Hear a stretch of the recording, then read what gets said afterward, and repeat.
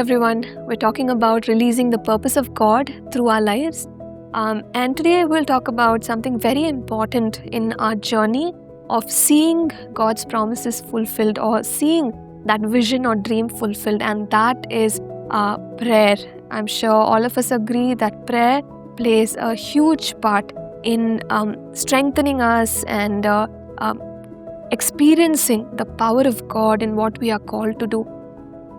When it comes to the vision that God has for us or the things that God wants us to do, many times we approach them as mysteries where we feel that it's impossible to know what God wants us to do. But the scriptures tell us that God is very interested in letting us know what He wants us to do.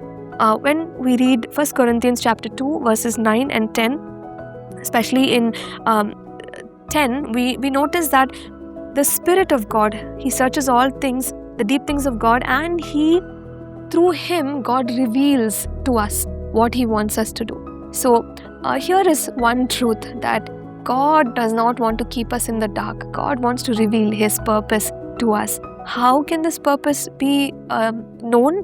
Through the Holy Spirit. The Holy Spirit will reveal the things that God is thinking towards us, the things that God wants us to do for His kingdom. So this is how we know more about what the purpose of God for us is. Now, the second thing is that God has given us a very beautiful gift, the gift of the Holy Spirit, which is known as praying in tongues. So when we pray in tongues, 1 Corinthians chapter 14 verse 2 tells us that we pray mysteries to God. Nothing is a mystery to God, and so the mystery is to us. And when we pray in the Spirit, we are praying things beyond our human understanding. So there are many things that the Holy Spirit helps us pray with. We can understand by the Spirit maybe sometime later in our lives or right after that prayer time, but it's a way of tapping into what God wants to reveal to us. And so prayer is very crucial. We know Ephesians 2:10 tells us that we've been created for good works in Christ Jesus, which God has prepared for us. And so through prayer, you and I can understand what it is that God wants us to do. And it is true that many times our will is not aligned to what God wants us to do. However, when we pray, we can align our will to God. We see this happen in Matthew 26 when Jesus is praying in the Garden of Gethsemane.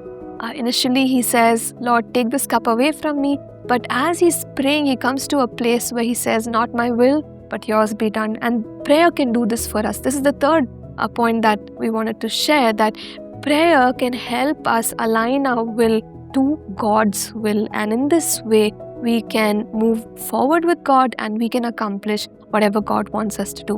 So let's take some time, let's pray right now. Let's pray together. Heavenly Father, we pray for a spirit of intercession in each one of us. Lord, help us to be people of prayer. Lord, we thank You that Lord, prayer is such a powerful thing that You want us to do, Lord. And Lord, as Your people, help us to stay in prayer. And Lord, even as we do that, we know that You will reveal the secrets of Your heart to us, Lord. Yes, Father God, we commit ourselves into Your hands. In Jesus' name we pray. Amen. Thank you for tuning in to Living Supernaturally. For more resources to strengthen your spiritual walk, please visit apcwo.org.